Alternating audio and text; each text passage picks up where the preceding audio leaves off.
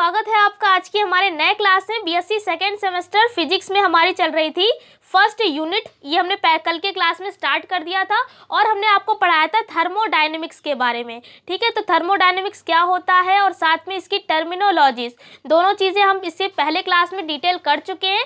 तो अगर आपने वो क्लास नहीं देखी तो आप चाहें तो देख सकते हैं। आज के क्लास में कल दो वर्ड आए थे, एक आया था इंटरनल एनर्जी और साथ में एंथैल्पी, एक्सटेंसिव प्रॉपर्टी में हमने पढ़ा था।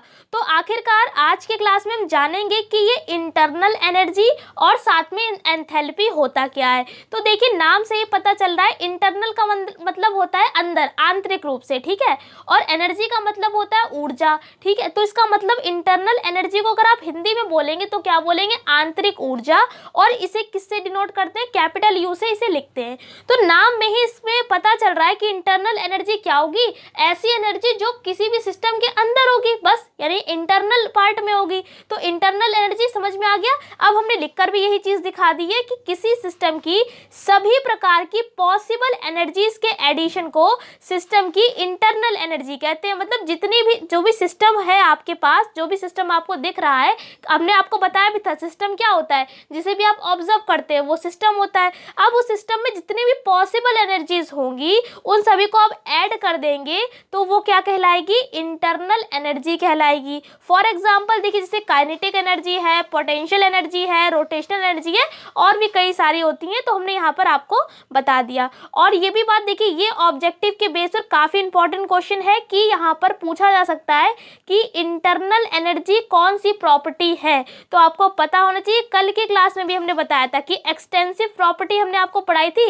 एक्सटेंसिव, और दूसरी पढ़ाई थी इंटेंसिव।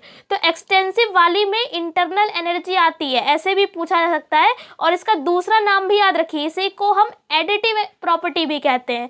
तो ये हम आपके मल्टीपल चॉइस क्वेश्चन के लिए बहुत इंपॉर्टेंट क्वेश्चन है। ऐसे भी आ सकता है कि इंटरनल एनर्जी कौन सी प्रॉपर्टी है, आपको आंसर दे दिए, मतलब आपको क्वेश्चन दे दिए जाएंगे, लिख दिया गया एक्सटेंसिव है या इंटेंसिव है या दोनों है या कोई इनमें से कोई नहीं। तो आपको याद होना चाहिए ये एक्सटेंसिव प्रॉपर्टी है उसकी। और दूसरा टाइप क्वेश्चन इस तरीके से आ सकता है कि इनमें से बताइए कौन सी एक्सटेंसिव प्रॉपर्टी है। कई सारी हमने आपको कल के क्लास में बताई थी, उसी में से एंथैल्पी भी भाई यहाँ पर एक्सटेंसिव प्रॉपर्टी ही है। अब बात करेंगे एंथैल्पी की। एंथैल्पी को भाई लिखते हैं कैपिटल एच से। तो बस आप ये फॉर्मूला याद कर लीजिए, कैपिटल एच बराबर होता है कैपिटल यू और प्लस का पीवी। यू यहाँ पर क्या है, यू के बारे में अभी हमने बता दिया, इंटरनल एनर्जी है।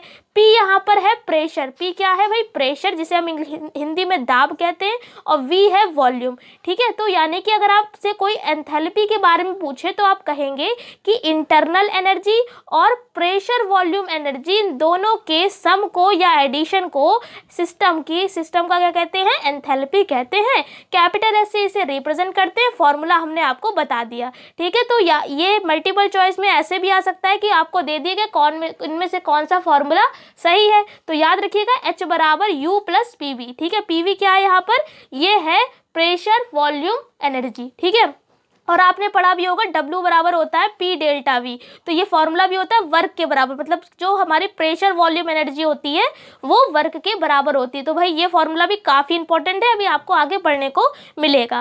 अब यहाँ पर देखिए, ये काफ़ी इंपॉर्टेंट क्वेश्चन यहाँ पर हमने लिख दिया है कि एंथैल्पी एक स्टेट फंक्शन है और इसका चेंज केवल इनिशियल और फाइनल स्टेट पर डिपेंड करता है, वे ऑफ चेंज पर डिपेंड नहीं करता है। मतलब एंथैल्पी क्या है, एक स्टेट फंक्शन है। इतना याद रखिए कि ये क्या होगा, जैसे कि आप यहाँ पर थे और जैसे कि आप यहाँ से यहाँ तक गए फिर यहाँ तक वापस आ गए, मतलब एक साइक्लिक प्रोसेस हुआ। तो साइक्लिक प्रोसेस में क्या होता है, आप यहाँ पर हैं, अभी यहाँ से इधर पॉइंट पर गए फिर इधर आ गए। तो कहने का मतलब है कि ये आपकी इनिशियल पोजीशन थी या इनिशियल स्टेट थी और ये आपकी फाइनल स्टेट थी।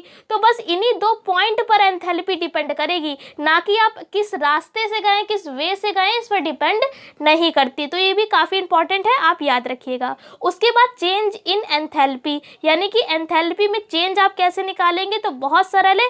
चेंज के लिए हम इस तरीके से डेल्टा लगा देते हैं, एच लिखेंगे और मान लेते हैं अगर दो एंथैल्पी आपको दे दी गई है तो हमने लिख दिया H1, मतलब दो वैल्यू होंगी आपके पास, एक होगी H2 मान लेंगे, फिर दूसरे वाले में से पहले वाला घटा दीजिए, तो यही आपकी क्या कहलाएगी, चेंज इन एंथैल्पी कहलाएगा। थोड़ा सा हमने यहाँ पर लिख दिया है, देखिए जैसा कि यदि if H1 is the enthalpy of initial state, मतलब इनिशियल स्टेट में एंथैल्पी है H1 और फाइनल स्टेट में एंथैल्पी H2 है।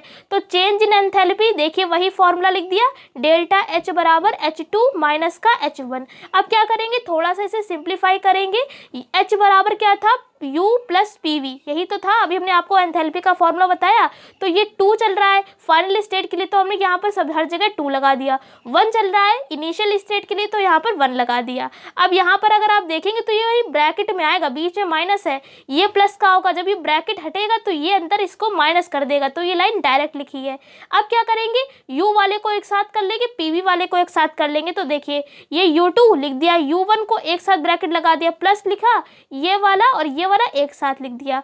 अब ऐसा करने से क्या हुआ, जैसे कि हमने आपको बताया डेल्टा H बराबर H2 माइनस H1 है। इसी तरीके से अगर U2 माइनस U1 है, इसका मतलब क्या है, ये चेंज ऑफ इंटरनल एनर्जी हो जाएगा, तो ये डेल्टा U के बराबर हो जाएगा, जो देखिए हमने लिख दिया। ऐसे ये वाला टर्म भी किस में लिख देंगे, डेल्टा में। तो यानी फाइनल हमारा चेंज इन एंथैल्पी कितना निकल के आया है, डेल्टा H बराबर delta U plus delta PV। ठीक है, तो ये आपके formula as a formula use होगा अगर कोई न्यूमेरिकल अगर आप लगाते हैं तो उसमें हमने आपको बता दिया है। तो इस क्लास में इतनी रखते हैं, पूरा कॉन्सेप्ट क्लियर करा दिया। अगर हम आपसे बात करें MCQs के बेस पर, तो भाई ये फॉर्मूला अच्छे से याद कर लीजिएगा, और एंथैल्पी कहाँ डिपेंड करती है कहाँ नहीं, तो वो भी पता होना चाहिए कि फाइनल और इनिशियल स्टेट पर डिपेंड करती है, वे ऑफ चेंज पर, मतलब वे रास्ते पर डिपेंड नहीं करती है। उसके बाद इंटरनल एनर्जी क्या है, एक एक्सटेंसिव प्रॉपर्टी है, या एक्सटेंसिव प्रॉपर्टी में कौन कौन से आते, जैसे कि इंटरनल एनर्जी इसी में आता है, एंथैल्पी भी एक्सटेंसिव प्रॉपर्टी है। तो ये सारी बातें हमने कल के क्लास में भी आपको बता दी थी। तो आई होप इंटरनल एनर्जी और साथ में आपको जो हमने एंथैल्पी पढ़ाया, अब इसमें कोई आपको डाउट नहीं होगा, और इंटरनल एनर्जी से काफ़ी क्वेश्चन आपके MCQs से बनेंगे, तो भाई इस टॉपिक को कतई मत छोड़िएगा।